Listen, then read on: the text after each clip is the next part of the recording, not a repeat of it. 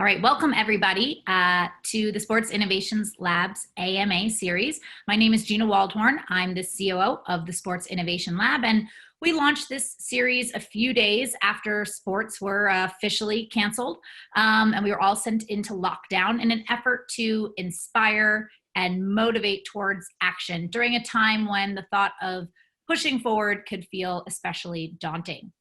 This AMA series was created to bring together thought leaders and trailblazers from across and inside the sports industry as well as outside. And we've hosted guests anywhere from NBA champion Paul Gasol to the commissioner of the A10 conference. The CMO of Spartan joined us last week. Dan Cohen from Octagon, and the founder of the Drone Racing League. And we brought all of these leaders, and we'll continue to bring these leaders and provocateurs onto the program in order to have an open and honest conversation about the state of the industry today, and more importantly, the action that these leaders are taking to plan for tomorrow. And here at the lab, we talk a lot about the fan experience. And today we are thrilled because we have an expert in creating some of the most forward-thinking fan executions and experiential executions within sports production in the industry, Shaun Carrigan from Intel Sports. So before we go ahead and get started with our conversation, we want to get you guys involved because this isn't Ask Me Anything. So I'm going to go ahead and let you know how you all can participate. So we want you guys asking questions. And to do that, we are going to ask that you, first and foremost, please stay on mute. We've got you there when you come in, and we'll unmute you if we need to, but let us control that. We'll have you ask questions through the chat window, and note that this is being recorded, and we'll follow up with all of the participants sharing a recording of this session with you following the AMA. To open the chat, if you're not familiar, just look down at the bottom of your screen. You will see a little chat icon. Go ahead and click on that. It's going to open a window on the right side of your screen, and down in the little box, you can go ahead and select to either post your question to everyone, where everyone will see it, or you can select to send your question directly to one of the hosts, which would be Josh or myself, if you prefer to send your question privately. Then your question will pop up, and we will be moderating and reading those questions to our guest. So with that, let me go ahead and introduce our hosts and our guests. Today, Shaun Carrigan has spent 16 years revolutionizing the way sports are experienced through his roles in production, product management, and business development. You've seen Shaun's work enhancing baseball and football broadcasts, including the World Series, the NBA All-Star Game, Super Bowl, the Daytona 500, NCAA Final Four, and 5 different Olympic Games. He's brought NFL's next-gen stats to air for the first time, and he was instrumental in the development of MLB's Pitch FX. His executive tenure includes leadership at positions at Sport Vision, Stats, and today he currently serves as the Director of Experience for Intel Sports. Shaun has received 5 National Sport Emmys, including the George Wenzel Technical Achievement Award. So he is a truly breakthrough leader in this space. Shaun, we are thrilled that you would join us today. And hosting Shaun is the co-founder and president of the Sports Innovation Lab, Josh Walker, who leads our roster of over 60 clients in the sports industry on how to create breakthrough fan experiences and prepare their business for the future fan experience and the future fan, something we call the fluid fan. Josh was formerly VP of Research at Forrester, and as such, he stewards all of the lab's groundbreaking research. He also leads our technology platform, which aggregates thousands of pieces of information every day in the sports industry to make sense and create instrumental data around that information.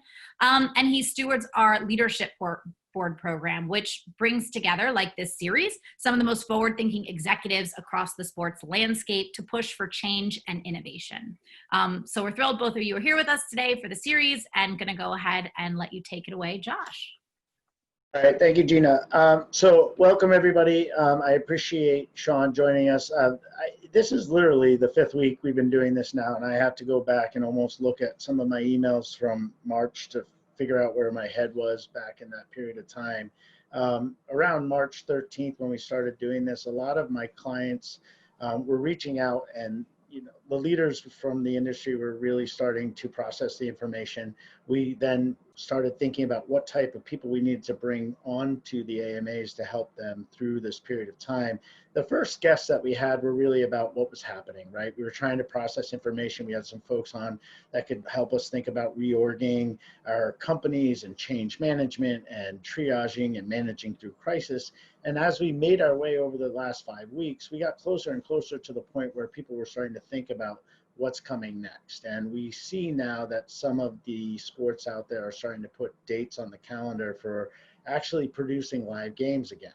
And so when we started seeing that movement and we started seeing some of the Asian sports coming back online, we reached out to Intel. We've been working very closely with them since we started the Sports Innovation Lab. And we said, guys, there's going to be a lot of questions about how you produce innovative new formats of live sports when there's not fans in the stadium, but also when we get through this period of time, how has the production of sports media changed? So Shaun's here today to help us think through some of that stuff. And Shaun, fortunately, has been through the evolution of the sports media business for a while. He's one of those first people that figured out where the yard line was, did the pitch FX stuff that you heard Gina mention. So Shaun, I want to just start with your sense of where we are as an industry. You've seen technology being brought into the sports media production room, the workflow, the different graphics and packages that are being added to sports media. Where do you think we are? And then let's talk specifically about how this situation is either going to accelerate or throw off course some progress we were making. Sure. Thank you. First of all, thanks to Sports Innovation Lab, Gina, Josh, thank you for having me. Really excited to talk about the future with you today. And also, I think it's so great because I think you guys at the lab really understand what the future is, right? The fluid fan, I really believe in. And we'll talk about volumetric video a little bit later, but it really hits that distributed model that you guys push so hard.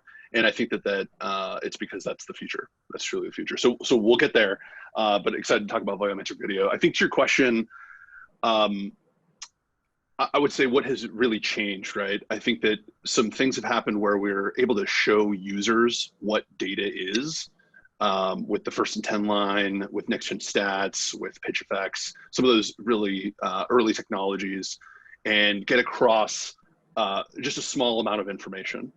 And I think one of the things we need to remember is not just to throw numbers on a screen or a graphic on a screen, but really to tell contextual stories, right? And really dive in deep there. So I think that COVID, if anything, is going to push the industry forward, right? I think that so many people are going to be missing sports.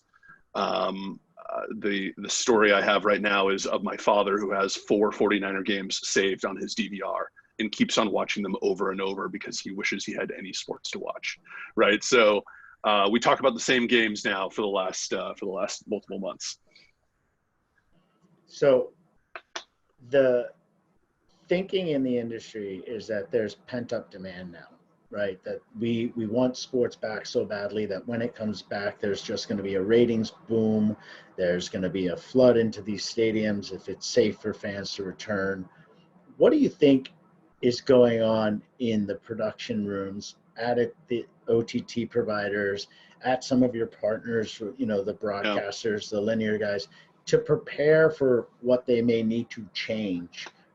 When it comes to volumetric video, which we'll touch on in a moment, but like just the production of games in this environment, how is that going to change? The staff they need, the production trucks they need, sure. The cable they need to run. Like, how is this changing the way you think their operating models are sort of spinning?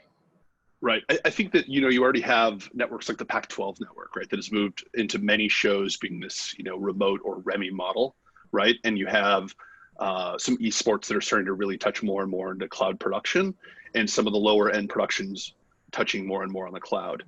I think that you're going to have networks and you're going to have technology companies looking at things like remote LSMs, right? Like running an EVS from a distance, having a switcher in a cloud, right? The question is more when. Part of that was all about cost savings, but this may have to be accelerated because of the direction that this is going. You know, at Intel, we've been looking at cloud production no matter what, but I think that this has accelerated it even more.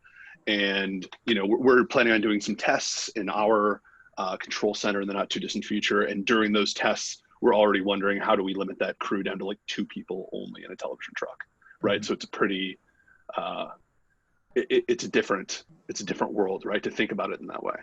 So not just about saving $500 a day, but, you know, or per diem or travel, but really change the way that it's done.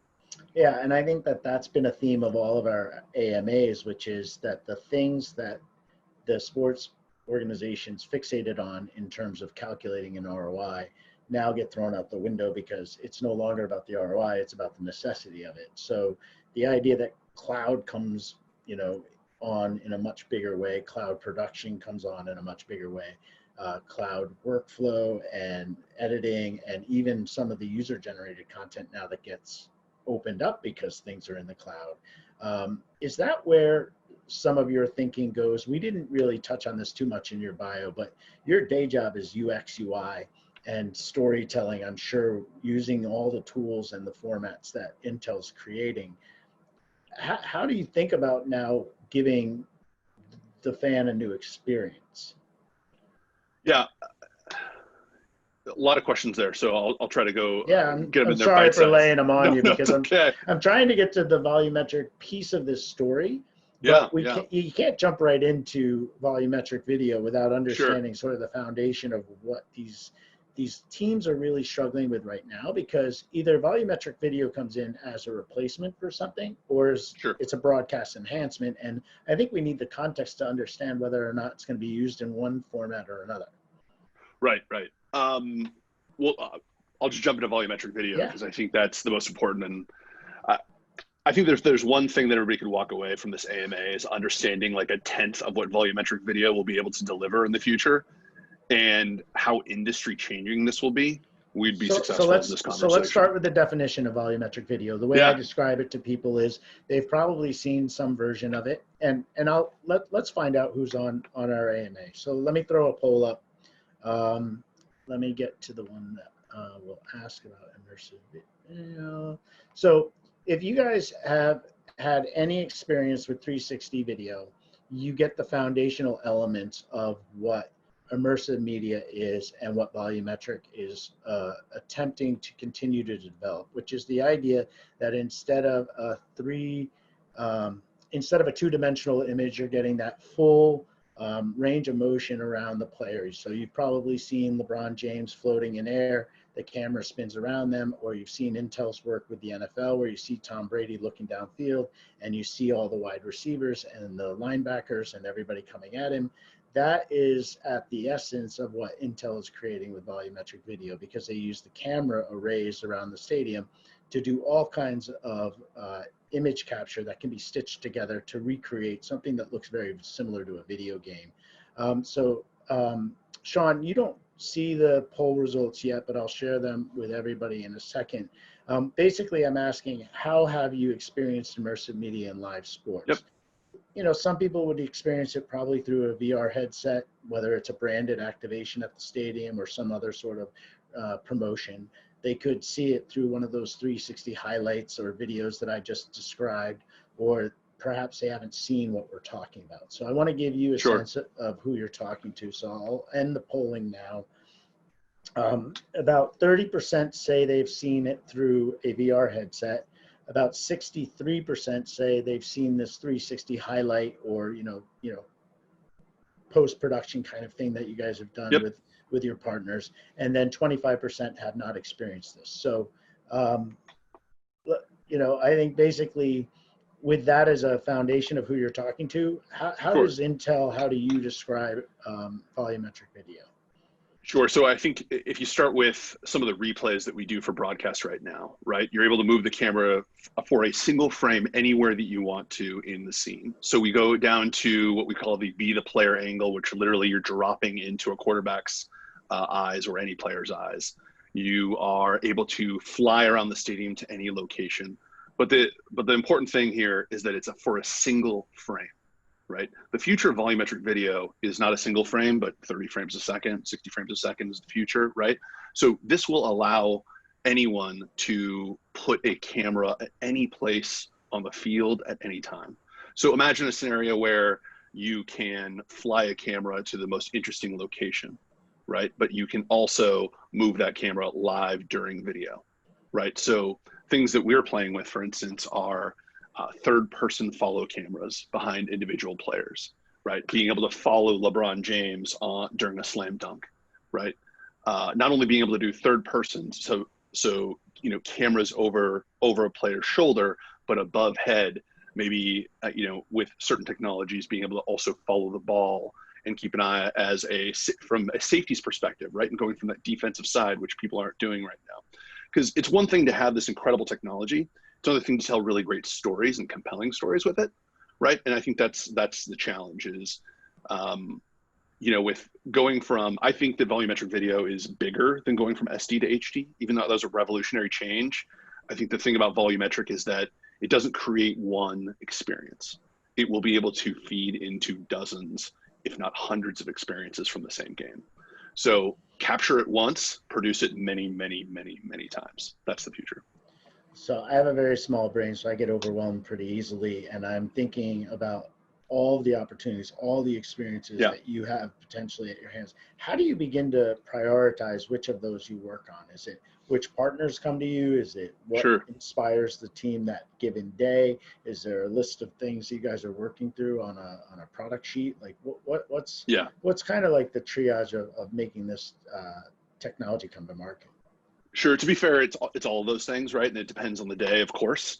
But you know, some things that I think get super interesting is wrapping your head around these perfect uses of the technology, right? And one of those perfect uses that I can imagine is a fantasy-based kind of viewing experience where you're following your athletes on the field at any time from their perspectives and their positions.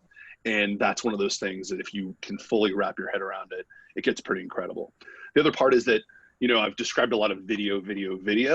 And I think the other part is that we're not just capturing, again, it's not just two-dimensional capture where we're able to create camera angles, but it's 3D capture, which means at some point we'll be sending 3D data to users, which means 6DoF or 6 directions of freedom and the ability to move around a scene. So if you can imagine not, you know, having a quarterback and being able to move all the way around, being able to twist this person, being able to get a certain angle, you'll be manipulating the data itself. And that gets really interesting. Almost dropping yourself into a video game, producing those angles yourself is what the possibility of the future is. So you brought up UGC earlier, right? And UGC is ripe for that. The other part is that something like the Twitch platform, YouTube Live, et cetera, imagine being able to give all those folks who are talking about video games the ability to talk about sports, right? So, you know, in some ways the challenge is, where is this going to go first, right? And thinking about how the right structure will work, and quite frankly, guessing how that right structure will work, because we only have so much control over the technology and how that actually gets distributed. All right, I think we've given folks on the call enough of a foundation that we can start letting them fire away. And since this isn't Ask Me Anything, I appreciate your willingness to play along, Shaun. So the first question would be something that's very similar to what you were just describing in terms of putting myself into that video. What kind of work do you do with audio, directional sound, making sure that I have a very authentic way of hearing what I would hear when I'm in those environments? Sure. So we're talking to audio partners all the time and trying to find the exact perfect kind of experience. I think that because a lot of our IP is really based on video, we've been, of course, leaning heavier in that direction. But the long-term goal is, of course, and the short-term goal is to have a great audio experience. But I think the reality is that we'll be expanding out that better directional experience in a number of years. For now, I think we're really based on how do we make the best stereo experience and do the right mix to where it feels still authentic, still really solid. And, you know, I remember from high school in my video production class, the professor asked, how much of his audio is a video presentation? And of course, the answer was 50-50, right? Because that's, at the end of the day, that's true. You can't have a 82-inch 4K OLED TV in your house and using the TV speakers. You need that stereo system. So audio is incredibly important to us, having the right commentator, mixing that with the right music and sound effects and picking up sounds from the field. Yeah, commentators whole nother bag. Totally. We'll cover that a little bit, but I'm having the same challenge that some of the folks asking questions are, thinking about where that audio would be captured from. Yeah. Is it coming from broadcast? Is it synthetic? Like, what are you guys doing to Sure. audio? Sure. Right now, we are partnering with broadcasters to get some of their audio angles as well, and using that. Right now, in our broadcast experience, we are only using. We're actually silent at this point and using some of the TV audio that we're receiving. But the future is utilizing the broadcast mics that they're already putting out on the field, and we're exploring other ideas, right? Putting our own arrays out there, partnering with somebody, et cetera. And so when I see the Manchester or the NFL or any of the stuff you guys have done with the NBA, yeah. Do you have the accompanying audio file and you've just decided not to use it because it doesn't feel right? Well, it's often because it's a replay, right? Mm-hmm. And if you ever watch replays, they almost never have audio on them unless they play it back at real speed. And then at real speed, they're really going for the audio and telling that audio story. And it's always, it's the sound of the ball in the mitt, the sound of the crunch of the pads together. So I think it's less about, we want to enable audio, but our tool lately has been all about replay.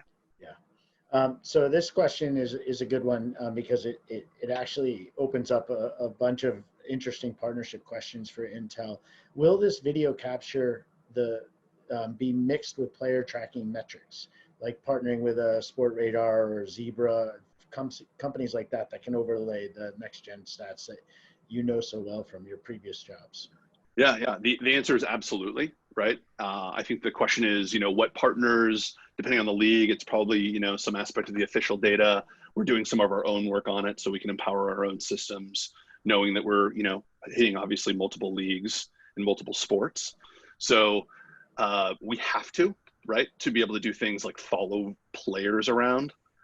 We need to be able to break those players up from their background so the player tracking data helps us do that, to enhance the experience of a LeBron camera or a Tom Brady camera. You want to know how fast they threw the ball, how close the nearest defensive lineman is from him, etc. Right? All those things are super powerful.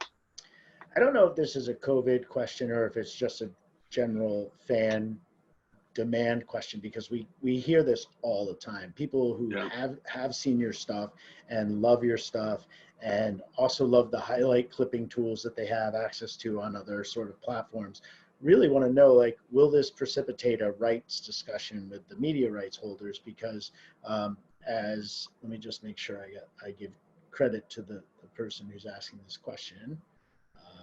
It's moving too quickly. Anyway, the rights question is, if Intel was able to make this really cool highlight clipping stuff available, so I could stitch together my own volumetric highlights of the NFL, right.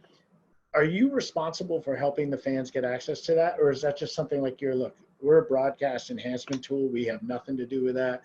Like, the fans and the leagues will work out that stuff on their own.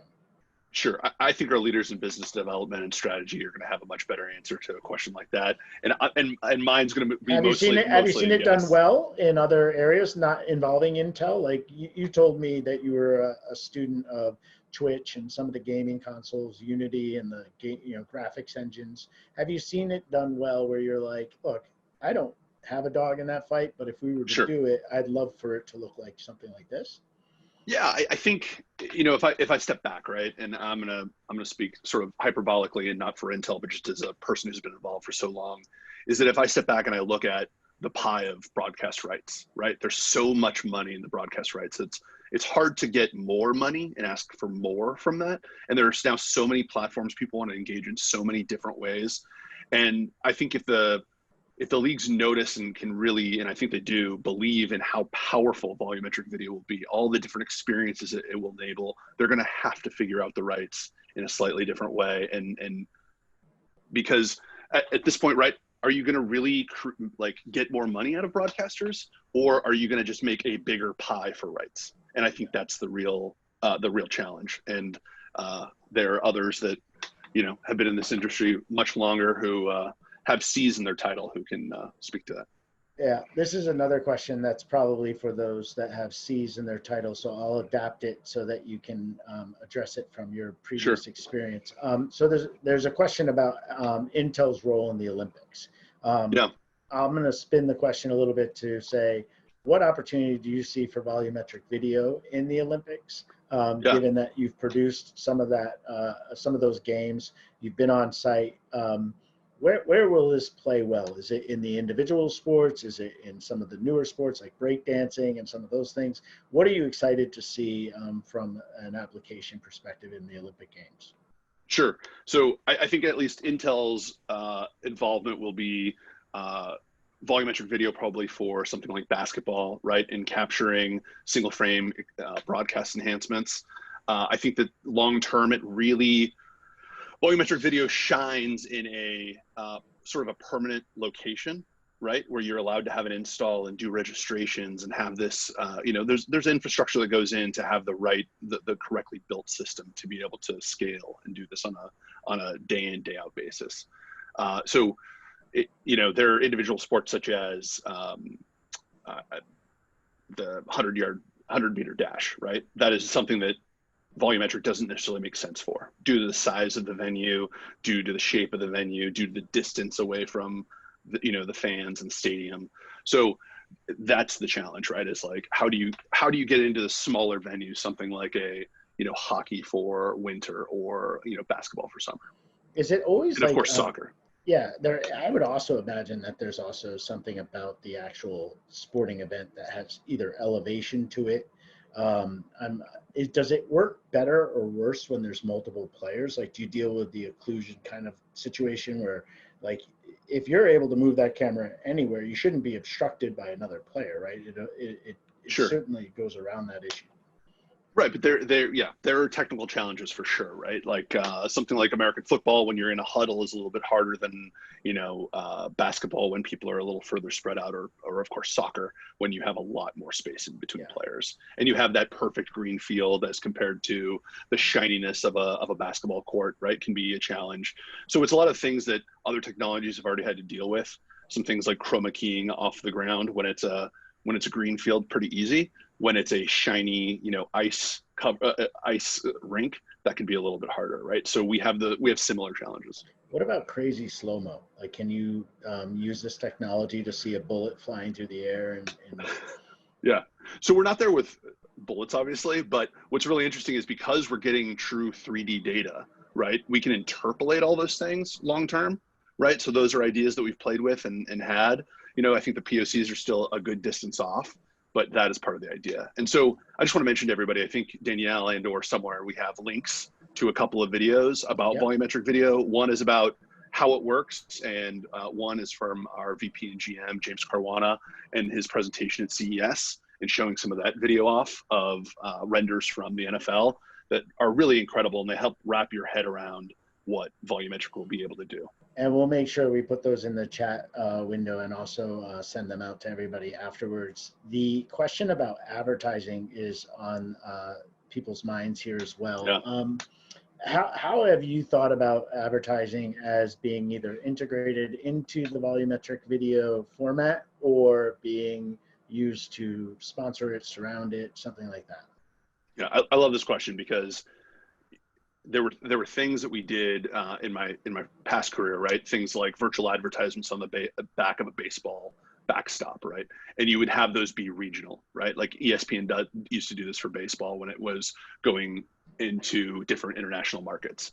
And those ads what was that, Shaun? Is usually like CGI replacement or something like that? Exactly. Exactly. It was a green screen and replaced with whatever your geolocation, the advertiser that was there, right? Yeah. So Deportes would have something different than Espen, for instance. Mm-hmm. And I think what's so interesting about that is that now take that a step further, right? Just like Facebook does to you and I, if I look for a travel pillow and all I see are travel pillows on Facebook for the next 2 weeks, right? We could do the same type of thing for volumetric video, because we can really truly, the power of volumetric video, first and foremost, is absolutely perspective, right? That is what we're providing. A different look at every play that you'd ever want to see, and 1,000 of them if you want. You could replay your favorite play over and over and over. The second thing is interactivity, right? So a user can really connect and choose with what they want to see and make some decisions. And then third, sort of touching on both of those and gets back to that advertisement aspect, which is customization and personalization, right? If I know your geolocation, if I know what you looked up earlier in the day on Google, right, I can now give you exact ads to what you want to see. And then we get back to the UGC aspect of, I can imagine Twitch channels being sponsored, right? I mean, Pat McAfee at some point is going to be calling every NFL game possible on his home television. It's just a matter of when, right? He might be 60, but it's going to happen. Yeah. And, you know, from a UI UX perspective, it would be completely underwhelming if you guys used the same sort of graphical ad units that we're used to somewhere else, like a pre-roll or post-roll or some, you know, banner ad stuff in these. Have you experimented with different formats for advertising that would be either inserted in the volumetric video, or are you still experimenting with that in general? Yeah, we have not gotten that far when it comes to some of those things. I think that we've been so focused on how do we take advantage of the storytelling of volumetric that we haven't necessarily slid in all of the, you know, revenue opportunities with sponsorship. And then it really depends on the rights deal and how that's built out. So, you know, talk about partnership opportunities. I think that we are ripe for finding additional experiences and partnerships that help us with sponsorships. I talked to the guys at the NFL about next gen stats and how they've had to almost educate their broadcast partners about how the commentators should use this new format, new data, new information in the live broadcast. How far away do you think, well, I don't want you to crystal ball this, what needs to be done to get the commentators familiar with volumetric video? Do they need to come to the Intel Academy and just start understanding how to do this? Do they need more reps with it in live broadcast? Like, what would help them understand how to use this stuff? You guys are going to get better at processing this in near real time. There won't have to be a halftime or a timeout or something for you guys to run all your stitching. It could happen pretty quickly. And for it to happen really quickly and for the commentators to know how to talk about it, that's a skill. Absolutely. So I think Syracuse J School needs to have a volumetric, video commentating class and things like that. Or what do you think would help the industry advance story? Yeah, I think I'd probably start with the broadcasters themselves before the commentators. Like, we have to explain to the TV producers and directors what it means and what's really possible. And that's the exciting part, right? Is that, you know, NAB last year, I brought certain video around on my iPhone and was showing to some of my very, very good friends. And, you know, coordinating producer at ESPN sees it and jaw drops and goes, did I just see that from the safety's perspective? Right? Yes, we had a virtual Skycam flying behind the safety and you were able to watch the wide receiver run towards you. That's exactly what you just saw. And they're blown away. So it's going to be hard. I mean, even something like pitch effects, right? It was Vin Scully's last year until he was actually asking for pitch effects on a replay, right? So it's going to take a little bit of while for certain commentators, but there are others that will pick it up very, very quickly. And this is true for a lot of these technologies, right? And people, there's some that are faster on the technology, but some that tell such good stories that it's really hard to, it's really hard to know exactly who's going to get it first, but I think that the power of it will open their minds, especially getting down to like individual player stories. Well, we know that 75% or roughly of the folks on the call have seen this stuff before. So we're asking right now in another polling question, what do you think about the 360 video experiences that you've seen, some of these highlight clips that have been produced with Intel and their partners for the NFL, for the NBA? Did you love it? Was it cool, but you could just see that they could do so much more with it? Or did you even notice it and it didn't even faze you because you were too busy eating Doritos or drinking your beer? So we'll let you guys answer this question a little bit more. But while they're answering this question, Shaun, how do you feel about this? Do you feel like you're like in the first inning, or you feel like you're in the fifth inning with this stuff? Like, sure. where are you guys from a product development perspective and philosophy? Yeah, I'd say we're somewhere in the fourth or fifth inning, to be honest with you. And I think that we're going to extra innings for sure, because this is going to be one of those technologies that's going to continue to evolve for many, many years to come. I think that our resolution is going to get higher, which is going to be video quality is going to be higher. We're going to, add that directional audio into it to make it that much more creative. We are going to have VR and AR experiences, but we're sort of far away from those at this particular moment in time, right? And to just quickly go back to your last question, I also go around to some of our partners and do kind of a volumetric workshop where we try to wrap everybody's heads around what volumetric is, because it takes a while, right? We actually went to certain individuals at certain networks who are the best in the business, and it took a while for us to really get it across, right? They're like, well, why am I going to put this one camera on my feed, on my show? Because it does, maybe the quality isn't as high as the actual real Skycam. And then you explain, this isn't about the one angle, right? This is about sending 100 angles to every user, and each person is able to have their own experience. Or 100 cameras to 1,000 producers, and those 1,000 producers are creating, thousands of experiences for millions of people watching. That's why and again, you're getting my own personal bias. Like, there's so much you can do with this media format that Totally. unless it's like open sourced, and unless fans are given the tools to play with it, you're not really going to know why it's so freaking cool until they start doing what they want with it, creating all kinds of different formats and derivative content that you and I can't even imagine. Exactly. Yeah, and we know that at Intel. Yeah. So are you creating creator tools? We're sort of early on. We're working on the pro level version of it so we can create content ourselves. But the long term is to open it up to others, both our partners as well as go towards the UGC goals. Right. Well, you got to make it easy enough for people like me to use it, because otherwise we're in trouble. I still can't figure out OBS on Twitch, so every time I try to stream myself, I see 20 of myself and it goes into the matrix. Which just means I'm a noob. All right, I'm going to try to find a few more of these questions that I think are really good. Shaun, what is this period of time doing, do you think, to accelerate innovation? Somebody said, do you think it's basically, the question is, VR had a false start because the cost of the heads-up displays and all the different things. Intel's volumetric video doesn't require VR headset, and it's not designed for that format exclusively. Do you think this period of time when fans won't be allowed in the stadium will accelerate innovation in this space? I absolutely think so. I think, I brought up my father earlier, and I would bring up the fact that my mother and father run a charity in Colorado, and they have been on video calls every single day.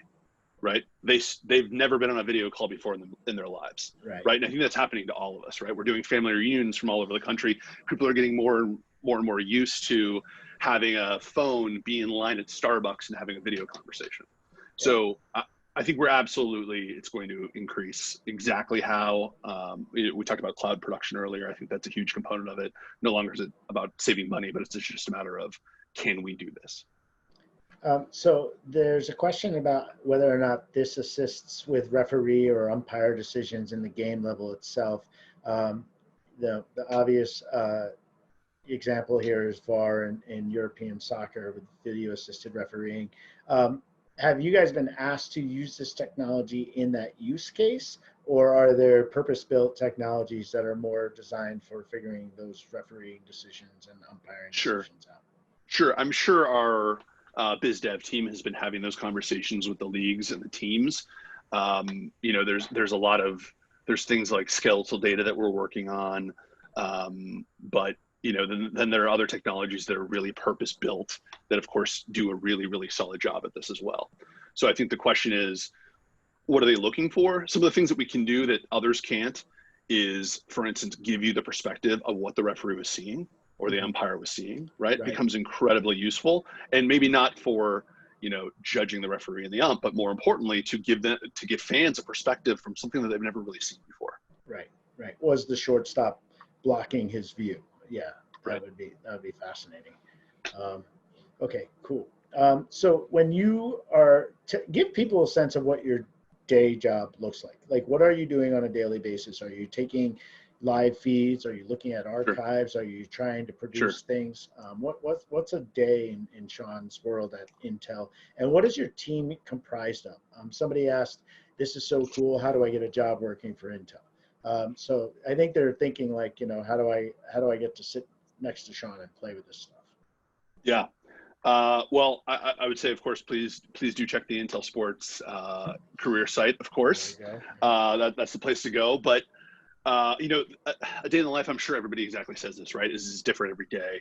A lot of this is a mix of working with our core engineers and trying to figure out our core platform of what's being created and try to assist them in helping them build the right platform and capability technologies. At the same time, we're doing things like application demos. We're doing POCs. We're doing user research of certain experiences. We're playing with right now, guys on my team, Marcus Reed and Keith Reinbold, are working on this pinch zoom capability on a timeline to see if it even works and whether we think it makes sense or not to be able to zoom into a timeline, right? We're playing with what perspectives of different players make the most sense, right? And tell the best stories. So there's a team right now working on some virtual, one of the things we use a lot is the phrase VCam, right? Virtual camera. And we're playing with certain VCam angles. What does a third person camera behind a player really feel like, right? Is how far back is that camera? How much of the screen or how much of the field do you want to see around the player? For a wide receiver or a running back, maybe it's different than what you want to see for a quarterback, right? Does it feel different if you're showing a quarterback and a wide receiver and their, POV perspectives are different switching from camera to camera? So all those things are sort of things that we're touching on every day. But I think just like everybody else, right, it's conference calls and it's trying to get everybody aligned on the right direction to do cool things. So I've had this conversation with Sandra and James and Ranajit on your team, and we focus a lot on athlete-driven media at the Sports Innovation Lab. So the idea that, as a celebrity athlete, I am now a media channel myself. I'm using Instagram, I'm using YouTube, Totally. I'm creating my own audience. I could absolutely see a microtransaction business model in the future where the best players or the most interesting players really kind of license out their camera, right? And their camera is powered by Intel because seriously, you just want to follow me around, seeing me do sick stuff. And my camera gets more valuable if I'm scoring more, if I'm the batting leader, if I'm the, top rated quarterback, if my quarterback rating is the highest in the league. So it's almost a dynamic marketplace as I do better each season. Right. It's really cool. Exactly. And I think that's perfect because that's one of a million experiences that we can talk about and really get to. And imagine that one camera that you just described, and you get to see every play from that player's perspective with their voiceover that they record, say, that night or the next day, right?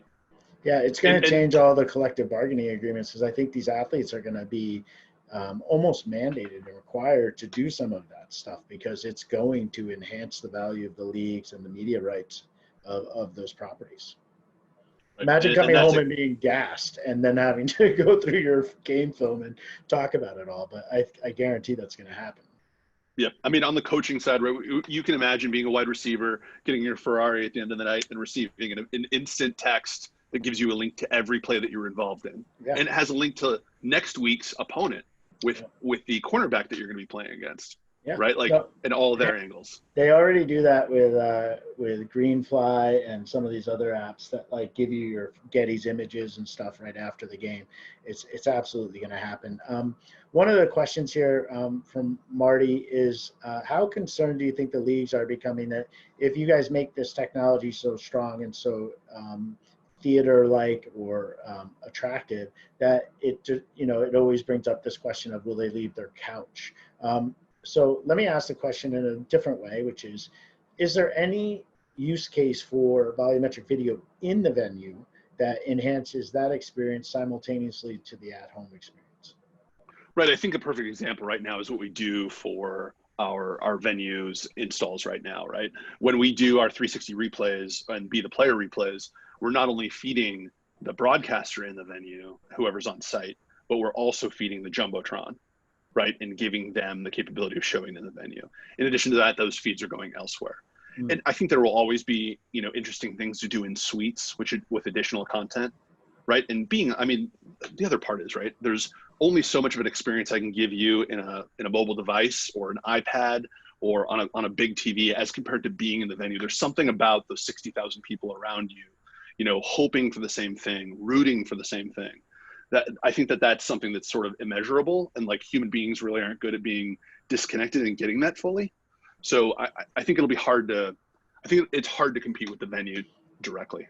again, take off your official Intel hat for a second. Do you have a favorite format for this? Meaning, would you love to display this on a Jumbotron versus a mobile phone versus a home flat screen TV? Like, where's Shaun, the artist or storyteller, come into play here? And you're like, oh man, you know what? This was really made for.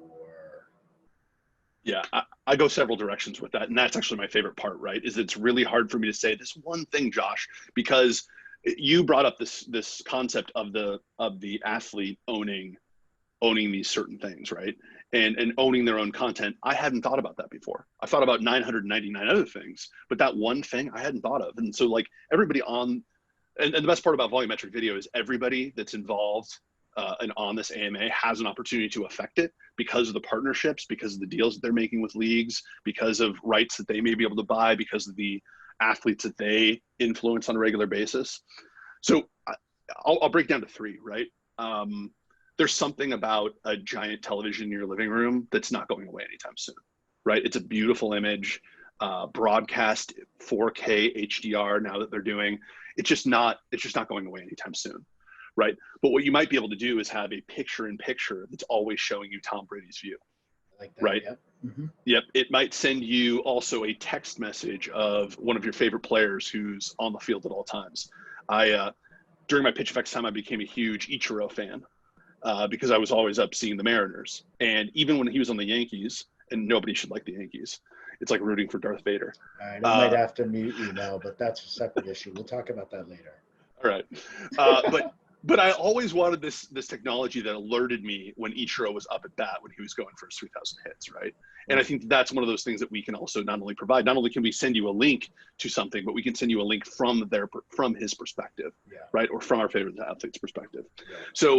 So like the mobile device and the constant, customized experience. But then I get to kind of the final thing, which is, I think, VR and where you can go on a field. Right, we have a kind of a POC application where you put the VR headset on, you have volumetric video inside the experience, and you actually have a little remote control where you're able to jump to a new spot on the field and watch it from a particular angle.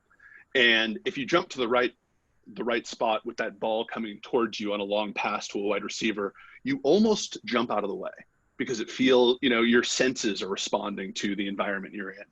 And it's sort of life-changing to get in that headset and realize that that's coming. I don't think we're there yet. And there's so much technology that has to come together to make that a true experience.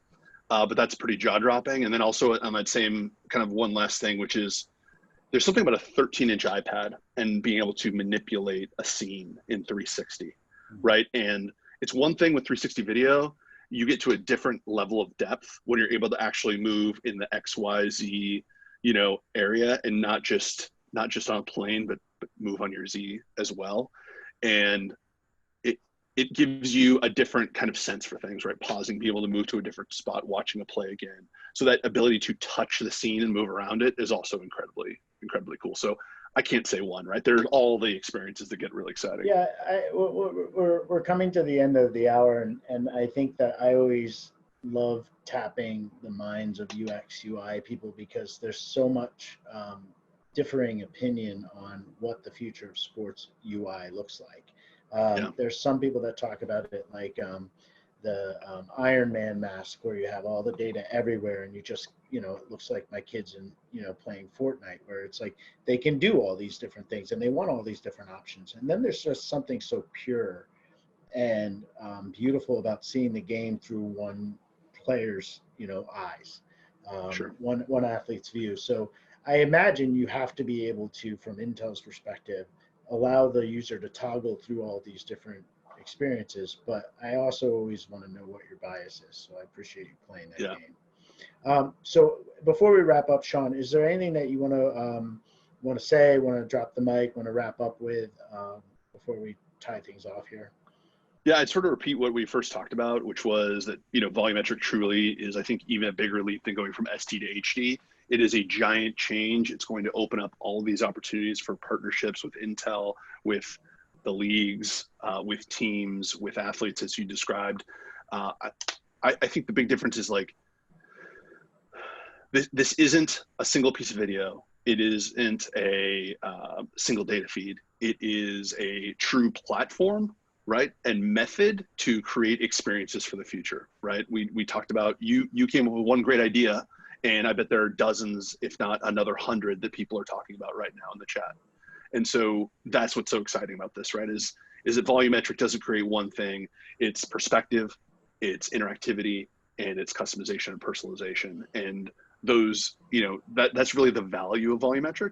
Yeah. But it will create dozens of hundreds, thousands of experiences for different sports. I think that's honestly why the industry doesn't use the term as frequently, because it's more of an approach than a thing, right? It's an approach to creating media. It's an approach to storytelling, and it could be used for so many different aspects of live sports. That's really exciting. All right. Well, with that, Shaun, I'm going to say thank you.